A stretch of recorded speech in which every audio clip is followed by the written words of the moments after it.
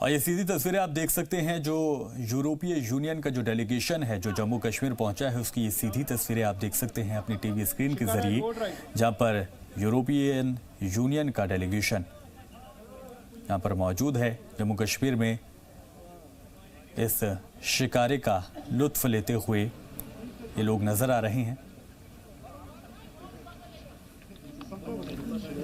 तो ये तस्वीरें आप देख सकते हैं, एक डेलीगेशन जो है वो पहुंचा है जम्मू कश्मीर, जिसको लेकर मौजूदा वक्त में सियासत भी तेज हो रही है, क्योंकि जो भी अपोजिशन की पार्टियां हैं उन सभी पार्टियों ने सीधे तौर पर भारतीय जनता पार्टी पर इसका गुस्सा उतारा है। साथ ही साथ ये कहा है कि जो मकामी लीडर हैं, जो मकामी लोग हैं, जो अपोजिशन के लीडरान हैं, जो कि एमपी हैं, उन लोगों को जम्मू कश्मीर नहीं जाने दिया गया, उनको हवाई अड्डे तक से उनको वापस कर दिया गया। लेकिन यूरोपियन यूनियन का जो डेलीगेशन है इसको यहाँ पर जाने की इजाज़त दी गई है। और साथ ही साथ लोग इसको लेकर कई तरह के सवाल जो है उठा रहे हैं और सीधे तौर पर मोदी सरकार पर हमले कर रहे हैं। जितने भी कांग्रेस हो, AIMIM के सदर असदुद्दीन ओवैसी हों या फिर दीगर सभी लीडरान ने सीधे तौर पर मोदी सरकार के ऊपर हमला किया है और ये जो डेलीगेशन आया है इसकी मुखालफत करते हुए नजर आए हैं। आज दिन भर बयानबाजी भी चली है, जिसको लेकर खबरें लगातार हमें मिली हैं। तो ये जो तस्वीरें हमसे कुछ ही देर पहले की हैं, जब जो यूरोपियन यूनियन का डेलीगेशन है जो पहुंचा है जम्मू कश्मीर में, वहाँ पर ये लोग शिकारे में लुत्फानंदोज होते हुए नजर आ रहे थे। तस्वीरें आप देख सकते हैं अपनी टीवी स्क्रीन के जरिए। और एक डेलीगेशन है जो यहाँ पर पहुंचा है। Shikara board ride. चलिए खबरों में आगे बढ़ेंगे। कर्नाटक में एक बार फिर शेर मैसूर टीपू सुल्तान को लेकर सियासत तेज हो गई है। टीपू की यौम पैदाइश सरकारी तौर पर मनाने से रोके जाने के बाद बीजेपी एक नए मुद्दे को हवा देने में लगी हुई है। सैलाब से मुतासर रियासत के बीजेपी MLA अपाचू रंजन ने हुकूमत से तालीमी बदलाव की मांग की है। उन्होंने वजीर तालीम सुरेश कुमार से मुतालबा किया है कि कर्नाटक बोर्ड की किताबों से टीपू के ऊपर लिखे चैप्टर को हटा दिया जाए। इस मामले पर कांग्रेस और JDS दोनों सवाल उठा रही हैं। JDS ने कहा है कि हजरत टीपू सुल्तान एक अजीम मुजाहिद आजाद थे जिनकी इज्जत पूरा हिंदुस्तान करता है। तो कांग्रेस का कहना है कि जिस शख्स की बदौलत आलमी सतह पर रियासत की मजबूत पहचान बनी, उन पर सियासत करना ठीक नहीं है। जिन्होंने अंग्रेजों को भगाने के लिए जंगें की अंग्रेजों के साथ, ब्रिटिश के साथ, और उनसे जंग करते हुए मैदान जंग में मारे गए।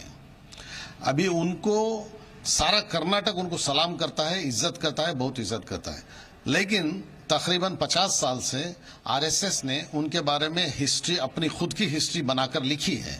अब चूंकि बीजेपी आ गई है और हमारे एजुकेशन मिनिस्टर सुरेश साहब भी बीजेपी से हैं और अपाचू रंजन भी बीजेपी से हैं, वो चाहते हैं कि वो RSS की हिस्ट्री को उस पर लागू करें और ठोसे।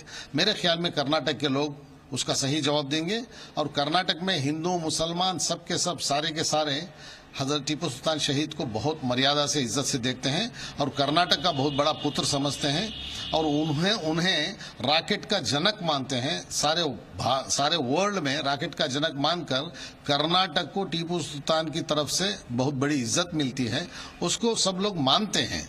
लेकिन बीजेपी और RSS टीपू सुल्तान को इसलिए नहीं मानती क्योंकि उन्होंने अंग्रेजों के खिलाफ लड़ा था और अंग्रेजों के खिलाफ लड़ने वाले हमारे महात्मा गांधी को नाथूराम गोडसे ने गोली मारी थी और नाथूराम गोडसे के मानने वाले टीपू सुल्तान को भी नहीं मानते। तमिलनाडु के तिरुचिरापल्ली जिले के एक गांव में बोरवेल में गिरे 2 साल के बच्चे की मौत ने एक बार फिर से मुल्क को मायूस कर दिया है। बोरवेल से बच्चे की लाश बाहर आते ही वहां मौजूद लोग हैरान थे, एक दूसरे से पूछना चाहते थे कि आखिर इस मासूम की मौत का जिम्मेदार कौन है। एक रिपोर्ट आपको दिखाते हैं।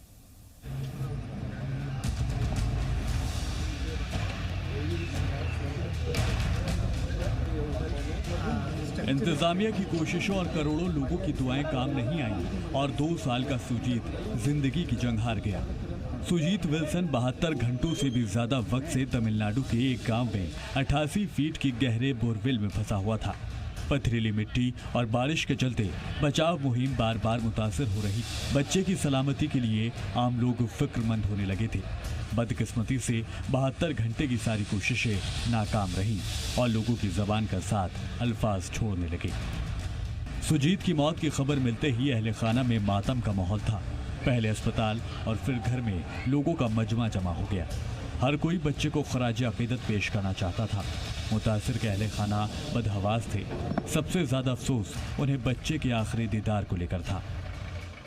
जुमे से चलाए जा रहे ऑपरेशन से सभी को बच्चे को बचा लेने की उम्मीदें थी। खुदाई के काम को तेज करने के लिए जर्मनी की मशीन का इस्तेमाल भी किया गया। वज़ीर-ए-आज़म नरेंद्र मोदी, कांग्रेस के साबिक सदर राहुल गांधी समेत सभी उसकी सलामती के लिए दुआएं कर रहे थे। पूरी रियासती क़यादत जाए वारदात पर मौजूद रही, लेकिन नताइज के बाद सभी के चेहरे पर मायूसी छा गई।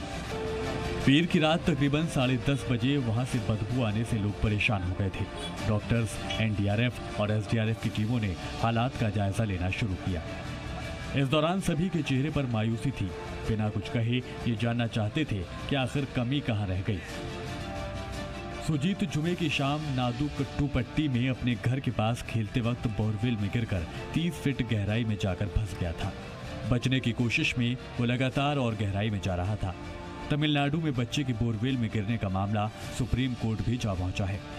वकील जीएस मणि ने एक अर्जी दायर कर अदालती जांच की मांग की है।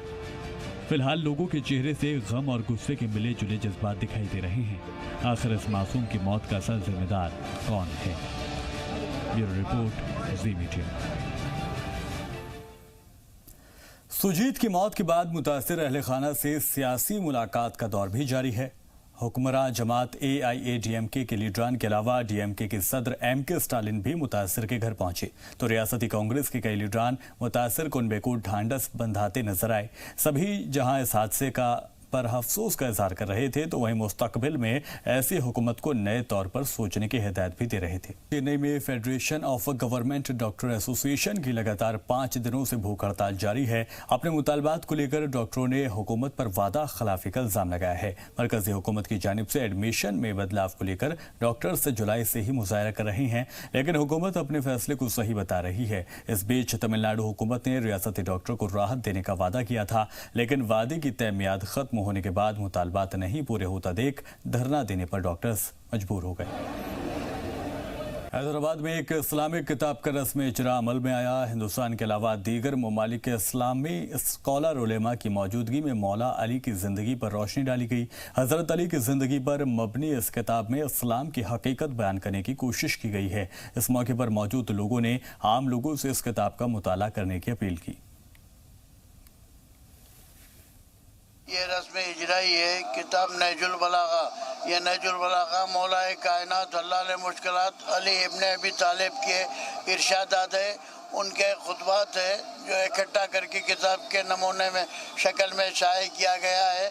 इसको बतौर तबर्रुक आज जो है ना ज़नाने मजलिस में तकसीम किया जाता है ताकि जो है ना आने वाली नस्ल शीयत से अच्छी तरह वाकिफ़ हो, अहले बैत अतार से वाकिफ़ हो। इस मकसद से जो है ना ये किताब की इशाअत अमल में आई है।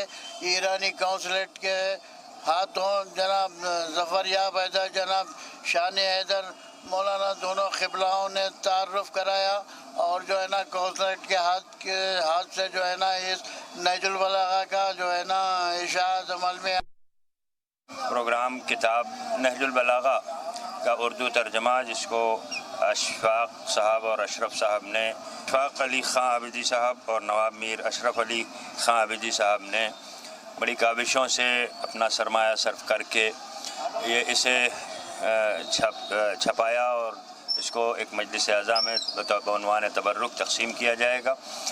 इस प्रोग्राम में ये इसकी रुनुमाई थी किताब की जो तर्जुमा शुदा है, जो अभी छाप हुई है।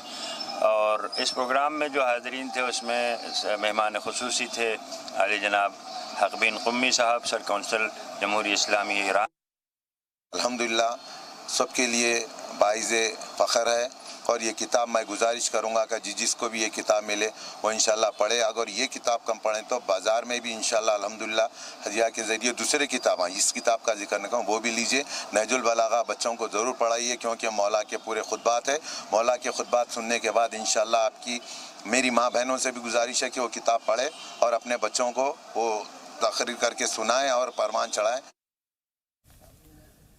चेन्नई में थर्ड जेंडर को नर्स की डिग्री लेने के बाद भी उसे फॉर्म भरने से मना किया जा रहा है। मुतासिर जेंडर का कहना है कि जब वो फॉर्म दाखिल करने पहुंचा तो उसे बताया गया कि उनके कॉलम में मेल और फीमेल की ही जगह बनी हुई है, इसीलिए तीसरे कॉलम की गुंजाइश ही नहीं है। वाज़ेह रहे कि गुज़िश्ता दिनों सुप्रीम कोर्ट ने थर्ड जेंडर को भी हर मामले में जगह देने के लिए कहा था, लेकिन तमिलनाडु में उन्हें जगह नहीं मिलने से उस तबके के लोगों में नाराजगी देखी जा रही है। तो सलाम दक्कन में अभी के लिए इतना ही। आप बने रहिए जी सलाम के साथ।